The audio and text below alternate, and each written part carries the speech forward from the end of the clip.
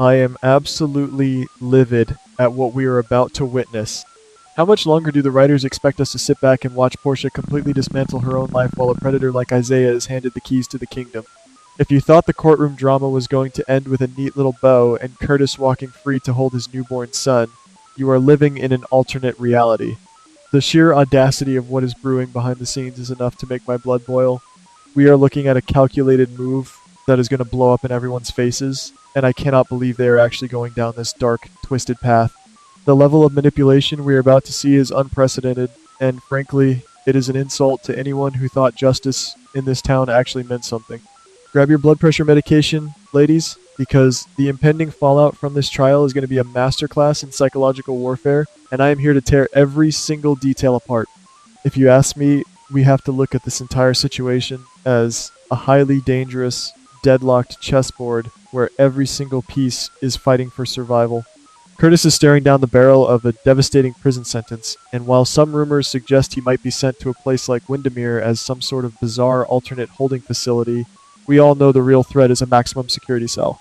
Portia is cornered, desperate, and operating on pure maternal instinct. She has just given birth, her hormones are raging, and the thought of her husband being ripped away from their newborn baby is pushing her to the absolute brink of sanity. This is not just a legal battle, this is a desperate fight for her family's survival. When a mother is backed into a corner, she will do whatever it takes to protect her own, even if it means crossing lines she swore she would never cross. The psychological motive here is crystal clear. Portia is willing to burn the entire courtroom down if it means keeping Curtis by her side. It looks like Portia is about to make a massive, game-changing gamble on the witness stand. I strongly suspect that she is not going to just sit there and let Isaiah play the innocent victim. Could it be that she plans to completely flip the script and testify that Isaiah deliberately provoked Curtis? Imagine the scene. The courtroom is dead silent, the tension is thick enough to cut with a knife, and Portia looks the judge dead in the eye, claiming that Isaiah orchestrated the entire physical altercation. She might paint Isaiah as a relentless aggressor who taunted Curtis until he had no choice but to defend himself. This implies that Portia is willing to commit perjury or at least heavily manipulate the truth to ensure Curtis walks free. It is a brilliant but incredibly reckless strategy.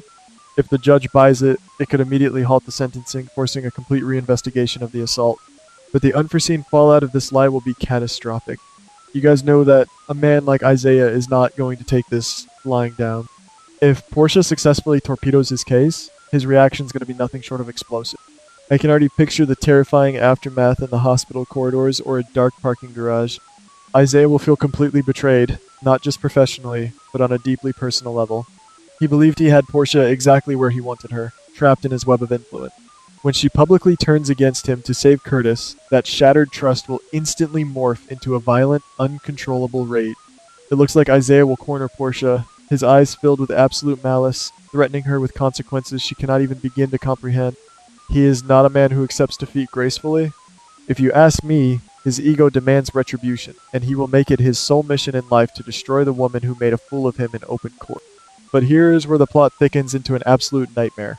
Isaiah cannot destroy Portia and Curtis on his own. He needs an ally, someone with power, access, and their own hidden grievances. Enter Jordan. Could it be that Isaiah sets his sights on the vulnerable police commissioner? Jordan has been harboring her own intense guilt and complicated feelings regarding Curtis.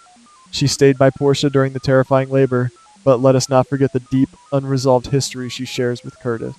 Isaiah is a master manipulator. He will recognize the cracks in Jordan's emotional armor and exploit them. It looks like he will turn on the charm, offering her a sympathetic ear and a shoulder to lean on. He will whisper sweet validations into her ear, slowly pulling her into his dark orbit. The psychological motive is brilliant. Isolate Jordan, make her feel seen and appreciated, and then weaponize her lingering resentment against the couple who seemingly have it all. I am telling you right now, the chemistry between Isaiah and Jordan is going to be toxic, magnetic, and incredibly dangerous. This will not be a romance built on love. It will be an alliance forged in the fires of mutual bitterness.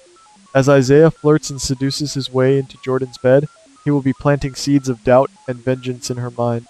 This implies that Jordan, clouded by this new, intoxicating attention and her own past heartbreak, might actually start to view Portia and Curtis as the enemies. We have seen Jordan cross ethical lines before when her heart was involved, but this would be an entirely new level of darkness. The writers are setting up a scenario where the law enforcement officer and the vengeful surgeon become the most lethal power couple in town. Their shared ulterior motive will be the absolute annihilation of the family that cast them aside. Now, we have to look closely at how this revenge plot is actually going to unfold. The pieces are in place, the motives are established, and the villains are aligned. I have analyzed the clues, and I see this playing out down two very distinct, incredibly destructive paths. Let us break down exactly how Isaiah and Jordan might execute their master plan to ruin Portia and Curtis forever. Scenario A revolves entirely around the unresolved hit-and-run accident. We all know that Brooklyn is the actual driver who struck Jordan and cowardly fled the scene, leaving a trail of fake evidence pointing directly at Willow. But what if Isaiah and Jordan decide to use this open investigation to their ultimate advantage? It looks like they could easily manipulate the evidence to frame Portia for the crime. Jordan is the victim of that crash. Her word carries immense weight. If she suddenly claims to remember a detail that points to Portia, or if Isaiah manages to plant Portia's DNA or belongings near the crash site or in the altered police files, the trap will snap shut. Could it be that Jordan uses her police connections to bury the evidence against Brooklyn and manufacture a flawless case against Portia? The irony is sickening. Jordan was the victim, yet she would be weaponizing her own trauma to destroy an innocent woman out of pure spite. If scenario A plays out, the unforeseen fallout for Portia will be devastating. She's a respected doctor, a mother, and a pillar of the community. Being arrested for the attempted vehicular manslaughter of the police commissioner would instantly strip her of her medical license, her freedom, and her reputation. Imagine the sheer terror Portia will feel as she is handcuffed in the middle of the hospital, realizing that the very woman she thanked for helping her through labor is the one locking her in a cage. This implies a level of betrayal that goes beyond simple revenge. It is psychological torture.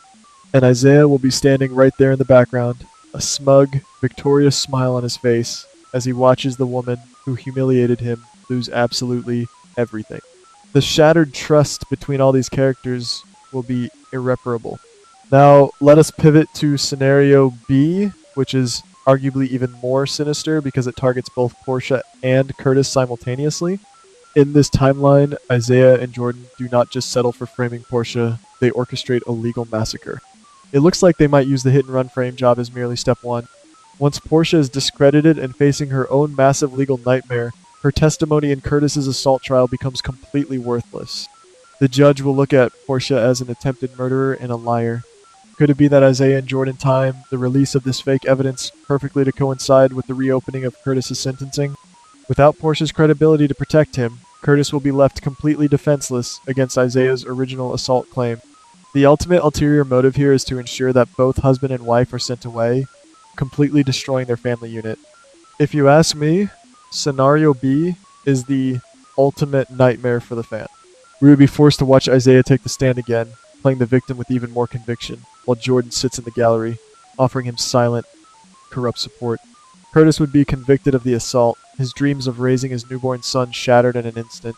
The psychological motive for Isaiah is complete domination. He doesn't just want to win, he wants to erase Curtis and Portia from the map. This implies that the writers are willing to push this couple to the absolute depths of despair.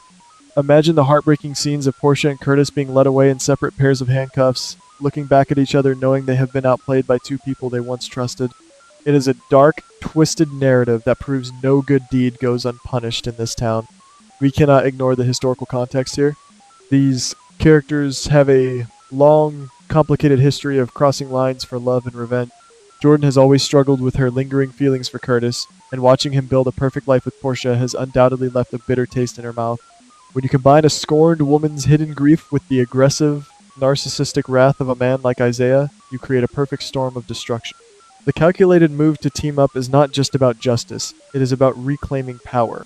They are two broken people who find solace in tearing down the happiness of others. The sheer cruelty of framing a new mother for a violent crime, while simultaneously sending her husband to prison, is a level of villainy that we have not seen in a long time. The psychological warfare at play here is absolutely staggering. Isaiah is not just attacking their freedom, he is attacking their minds. By aligning himself with Jordan, he is sending a clear message to Curtis. I can take everything from you, even the women from your past. It is a sick, twisted game of dominance. And For Portia, the realization that she brought this upon her family by trying to manipulate the court will be a crushing burden.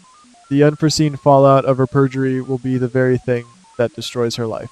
If you ask me, this entire storyline is a masterclass in how one desperate lie can trigger an avalanche of tragedy. The writers are weaving a web so tight that it seems impossible for Curtis and Portia to escape unscathed. So, where does this leave our desperate couple? I am telling you right now, the future looks incredibly bleak. While we all want to believe that the truth will eventually come out, that Brooklyn's guilt will be exposed, and Isaiah's manipulations will be brought to light, I highly doubt we are going to see a happy resolution anytime soon. The darkness closing in on Curtis and Portia is thick and suffocating. Whether it is scenario A with Portia taking the fall for the hit and run, or scenario B where both of them are systematically destroyed by a corrupt alliance, the damage is already done. So, the Shattered Trust cannot be rebuilt. I suspect we are about to enter one of the darkest chapters in their history, and if Isaiah and Jordan truly unleash this terrifying revenge plot, the casualties will be absolutely devastating. Do not hold your breath for a miracle, ladies, because in this town, the villains are currently holding all the winning cards.